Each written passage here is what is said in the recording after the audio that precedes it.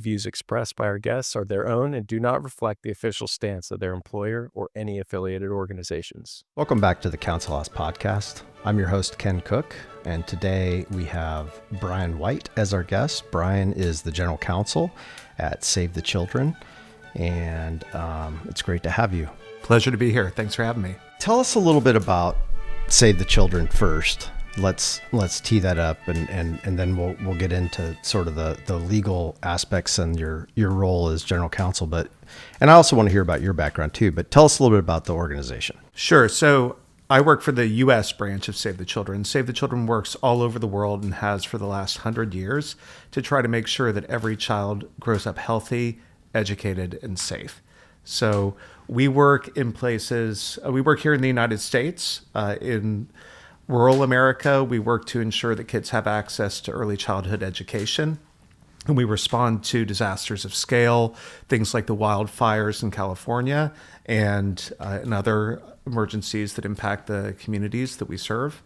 But around the world, we work in places from Gaza to Ukraine, where children and their families are experiencing displacement or conflict or are otherwise in need of humanitarian assistance, and we work to give them what they need. Yeah, it's a great mission. And you guys, I know you guys are doing great work, and we've talked about some of the overseas stuff that you had in your past background before. It is a massive nonprofit. I looked at your 990s, and it's just, I didn't realize, everybody knows Save the Children, but I just didn't realize how big the organization is. And it was surprising in a good way. And I hope, that it's, helping quite a bit. I've read some performance stats too, and it sounds like you guys are doing amazing things. I'm interested in a little bit in your background. And I read through some of it, before law school and then after law school. Take me through some of that and kind of like what led you to go into law. Did you always know you wanted to go into law, but you did something prior just to get some experience? Or tell me about that journey. My path to Save the Children started before law school, for sure. At the beginning of my career, I worked in humanitarian assistance. I worked in the Democratic Republic of Congo. I worked in Pakistan and Afghanistan, and I also worked at the headquarters level of an NGO here in the U.S. And so what I often say to people is that I now get to be the lawyer for the people that I worked alongside at the beginning of my career. And I try as much as I can, even though it was a long time ago, to remain grounded by that experience, both in the sense of having an understanding of the day-to-day challenges that our staff are going through around the world, and in terms of the mission of the organization. And so I did that, and then I came back to the U.S. As I mentioned, I worked at the headquarters level. I went to law school. I then worked for law firms in New York and D.C. First, I worked mostly in regulatory compliance. And then I worked helping philanthropists to set up and operate their foundations.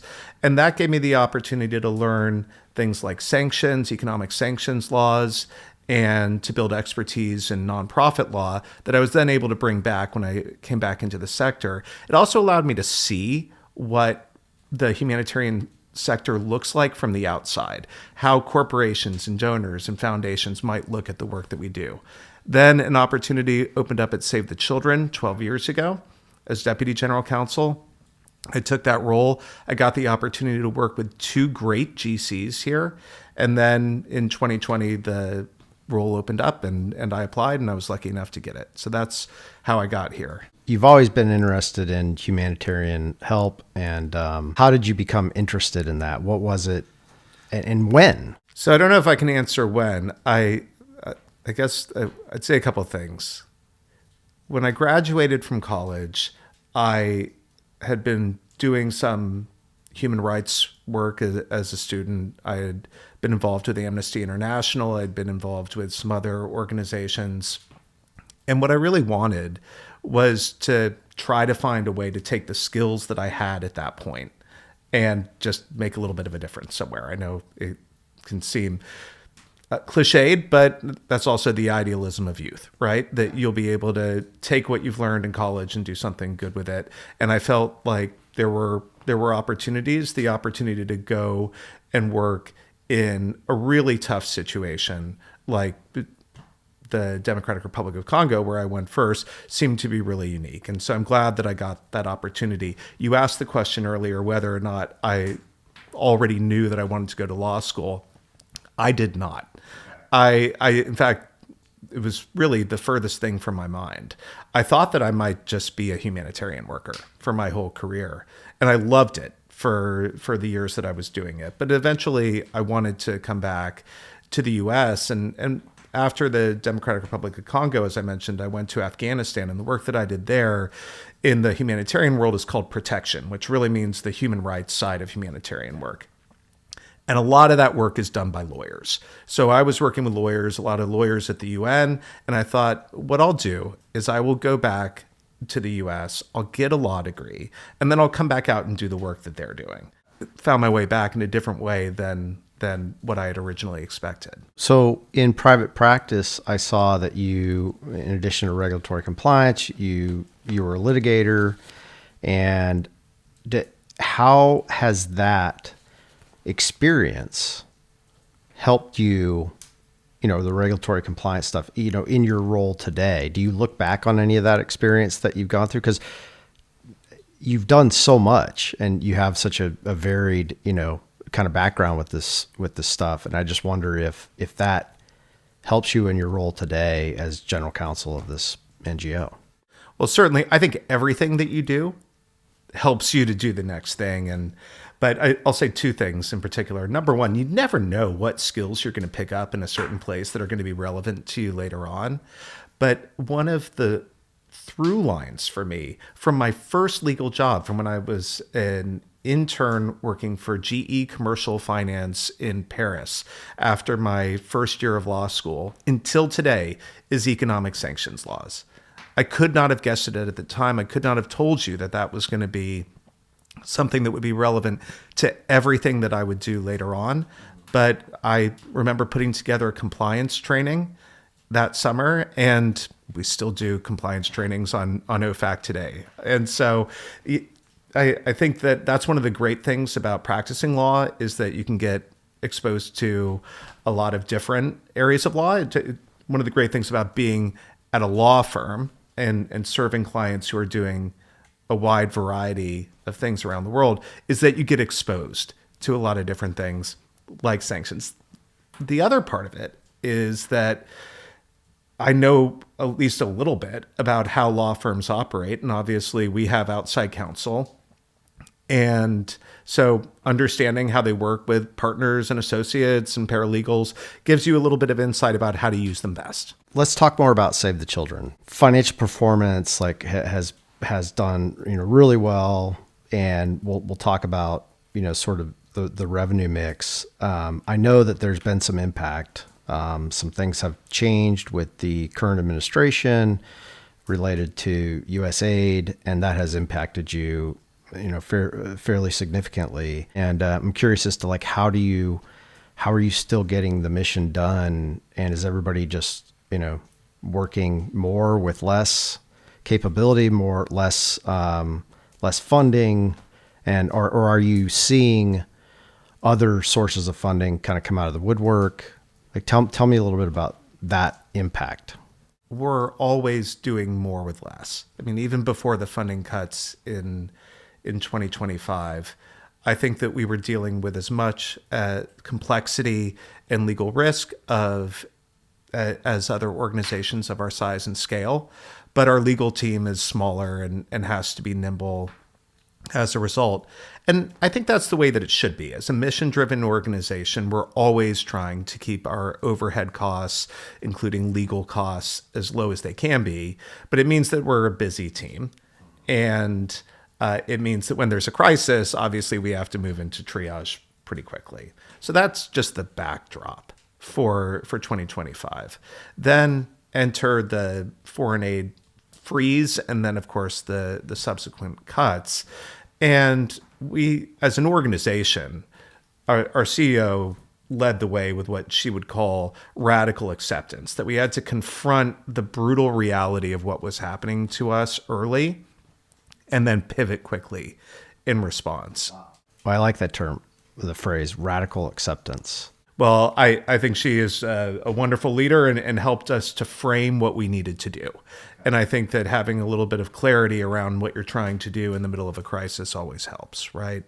Otherwise, you can be pulled in different directions and forget your North Star. What did that mean for the legal team? It meant we had to try to advise on and interpret executive orders as they were coming out. We had to identify legal risks and opportunities that were emerging for the organization and help to move either towards or away from them.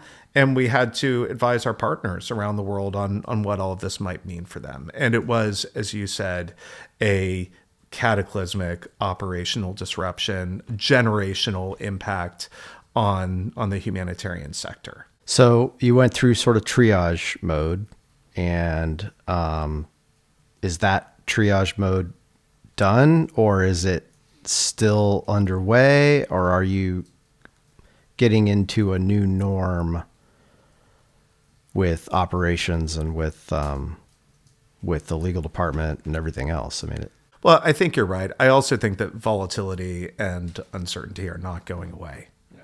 And we're sitting here on, at the beginning of March, and the first 2 months of 2026 have been extraordinarily eventful, both here in the United States and overseas, just in the general sense, but also in ways that impact Save the Children as an organization. And in terms of the communities that we serve here in the U.S. and the communities that we serve around the world. So I think that I wouldn't say that we're necessarily in triage mode right now, but agility is our watchword. We have to still be ready to pivot very quickly, change what we're focusing on, rearrange our priorities. And that's something that I try to foster with my team, is that resilience and ability to move quickly. In the U.S., you're there for any, major disasters and stuff. And I'm sure, just going back in time to, like Hurricane Katrina and all that. And then, it did the big, oil spill off the coast of Texas impact folks too. And I know there's, we talked a little bit about wildfires in California and major disasters, but it seems like, and hurricanes coming in and things like that, it seems like natural disasters seem like they're on a bit of a rise, and it could be, climate change or, whatever it's attributed to, but they're seeing and expecting more. How do you guys think about that? And with your great mission, do you agree that you think that these events are happening more often? Are you planning for it? Like, how do you do that sort of scenario planning? Well, we really try to focus on right now, the space that we have carved out is to try to get child care centers, which are often essential for the stability of families and for people to be able to resume any kind of normalcy in the immediate aftermath of a disaster. We focus on trying to help them reestablish operations as quickly as possible. So that's something that we're doing in the immediate aftermath of any major disaster in the United States.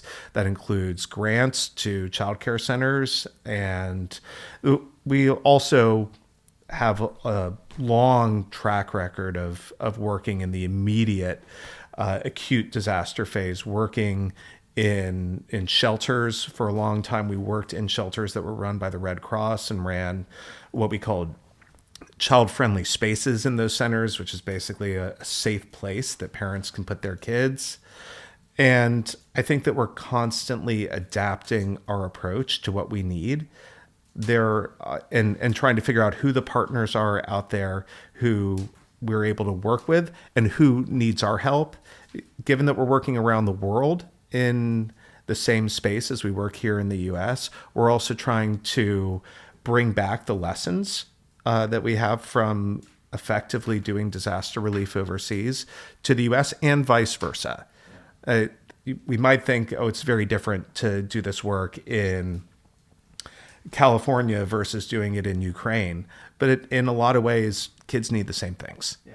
and families need the same things. And Save the Children is a global organization. So we're trying to make sure that we're learning as much as we can from one place to another, that we're adapting and we're growing as an organization. I'm guessing there's probably a little bit of a difference, though, in areas where there's an ongoing event versus something that's happened and is now over. Like you mentioned, Ukraine. I mean, it's like never seems to be never ending, and they're just going to continue to need help and aid. And it's like, I don't, how do you, sustaining that and keeping people safe and helping to get those daycare centers open and things like that, when it's just, you're under attack, must be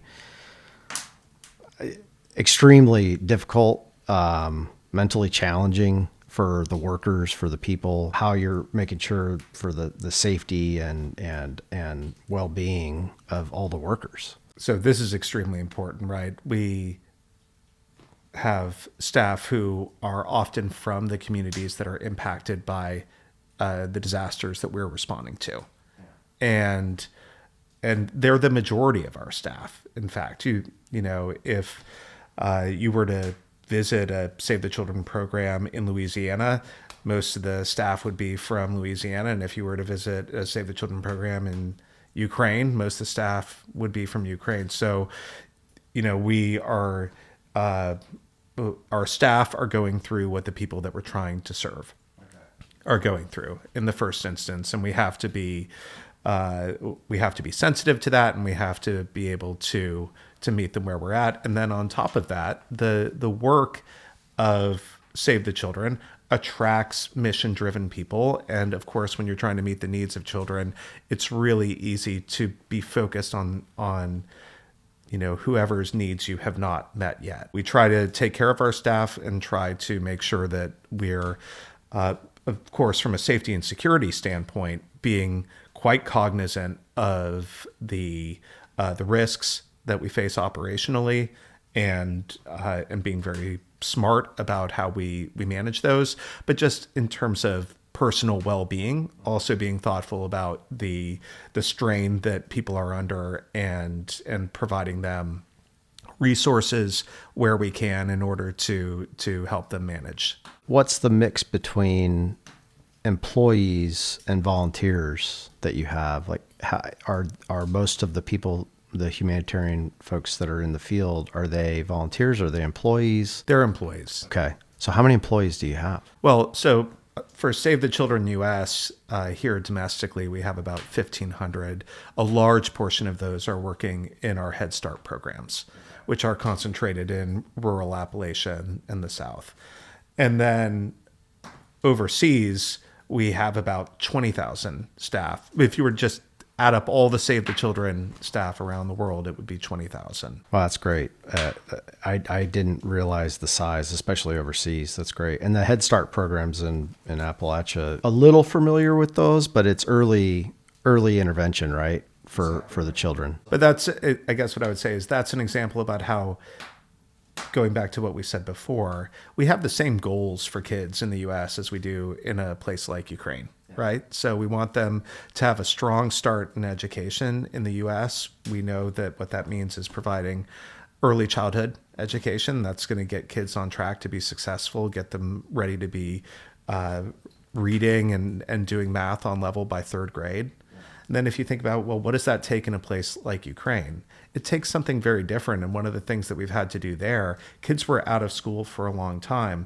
I heard my CEO talk recently about the fact that in order to allow kids to go back to school in Ukraine, we had to build bomb shelters under their schools because they weren't allowed to be in the schools if there weren't shelters that they would be able to evacuate into in the event that they needed to. So it's the same goals, but it takes different things in different places. So that's a whole different logistics issue right there. Construction for bomb shelters, and wow, that just sounds like a really big undertaking. But keeping them safe is top priority. Keeping them safe, and we know that the longer that kids are out of school, the bigger the impact is. And so we might not always think about education as a critical part of humanitarian response, but it is. And so that's what we try to do. We do it in places. We already talked about Ukraine. We did it for years and years in Afghanistan, do it in other locations, but we also try to make sure that we're doing it here in the US. As I was saying before, after a disaster goes through, we want to make sure that kids are getting back into schools. Obviously, the early childhood spaces where there's the most need for outside support on that. And so that's where we focus our efforts. I want to pivot just a little bit to legal and governance, challenges overall. Still, we talked about compliance and doing compliance trainings and all the things that you do. Has it impacted the legal department in changing the way that you do things, or like what are some of the legal challenges that you all have in your department that you're faced with? I guess at a starting point, what I would say is that Save the Children and other large nonprofit organizations have most of the same problems or legal challenges as other organizations that are similar in scale, that are working across multiple jurisdictions in the US and that are working with organizations around the world. So we have employment matters, we have data privacy matters, we are navigating new technologies like artificial intelligence. But then our work layers on a whole other set of particular and specific legal risks that we have to focus on. So we talked already about the fact that in our international programs, our work requires us to be in places that are very challenging and that are often the subject of U.S. economic sanctions, and therefore where we have to advise on how we comply with those rules while still fulfilling our mission. So you're an OFAC expert. I wouldn't say expert, just long-term practitioner. For our programs here in the U.S. for Head Start, as well as for our programs internationally, although a little less than we used to, we had U.S. government grants and contracts. And as you know, and as many listeners may know, those come with terms and conditions on how you can spend the money and the activities that you can do. Those terms and conditions are well-intentioned, but they're often burdensome or complex to comply with. And so we devote some resources and expertise to trying to make sure that we're dotting our I's, crossing our T's on that front. And then in addition, we haven't talked about this much so far, but part of the way that we try to make sure that we're having an impact for kids is by lobbying for policies that we know will help them. We do that as a 501c3 organization, but we also have an affiliated 501c4 organization here in the U.S. called Save the Children Action Network. And so we have to work in the space of C3 and C4 compliance, following the rules that the IRS has set. And then when the 501c4 is engaged in political activities, having a little bit of a look at the special rules that apply there, including FEC. On the international front, just operating in high conflict jurisdictions, I know we talked, about some of your historic journeys that you've done in Afghanistan or whatever, but you recently went through this heat training, which is very interesting because you're in these regions, and Save the Children internationally is in these regions. But tell me again what HEAT is and kind of what you went through a little bit with that. HEAT stands for Hostile Environment Awareness Training. And I guess this is one of the advantages that you get if you're a nonprofit humanitarian lawyer, that occasionally you are pulled out of the day-to-day of looking at issues like those that we've been talking about, and step back and do something that is more aligned with the day-to-day challenges that our staff around the world face. So this is a security training that I went through that Save the Children hosted and organized, and that we provide to our staff, but that all of the senior leaders in the organization were asked to take, so that if we have to deploy to a location where our security protocols require that all staff there have been through the training, that we're able to do so. But it involved first aid training. It involved situational awareness. It involved a combination of classroom instruction and some live simulations. And it was great. And if any of the listeners get a chance to do something like that, I highly recommend it. You obviously have a lot of data that you analyze, and how much of it is your own data versus data from governments and things like that, state governments and whatnot. Like, when you get data in from externally, whether it's federal government or whomever, like, do you spend a lot of time like validating it and scrutinizing over it? I'm an investigator by background, so I'm always like, okay, well, how do we validate this, or how do we make sure it's accurate and that we can rely on it so that we can take future actions? Well, I think we rely both on the data from our programs and on external data that we can trust, that's from high quality sources. The evidence on early childhood education has been pretty thoroughly vetted and shown over and over again. So then I think what we're trying to make sure is looking then at micro indicators about the quality of what we're doing and making sure that we're providing what we want to provide. Save the Children's been operating in the United States since the 1930s. So we have 90 years of experience running programs. And in fact, we've been in Appalachia for that entire time. So we have the combination of data from our programs, but also experience in the communities and in the kinds of communities where we work today. Yeah.